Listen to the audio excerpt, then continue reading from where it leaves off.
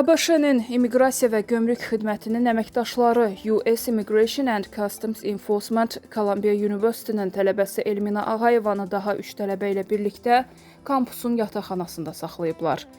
Azərbaycan əsilli tələbə hadisə ilə bağlı Instagram hesabında paylaşım edərək yardım istəyib. Daxili Təhlükəsizlik Departamenti məni qanunsuz şəkildə saxlayıb, xahiş edirəm, kömək edin, deyə paylaşımda qeyd olunub. Elmina Ağayeva özü də sosial şəbəkədə paylaşım edərək vəziyyətinin yaxşı olduğunu, lakin yaşananlardan ciddi sarsıntı keçirdiyini və toparlanmaq üçün zamana ehtiyac duyduğunu vurğulayıb.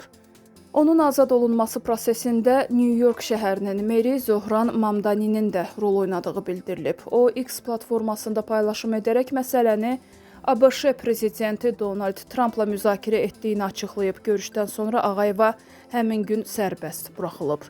Qeyd edək ki, sosial şəbəkələrdə kontent yaradıcısı kimi tanınan Elmina Ağayeva gündəlik həyat videoları və immiqrant tələbə kimi təhsil təcrübəsi ilə bağlı məzmunlar paylaşaraq geniş auditoriya qazanıb. O, Columbia Universitetində neyrolem və siyasi elmlər ixtisasları üzrə təhsil alır.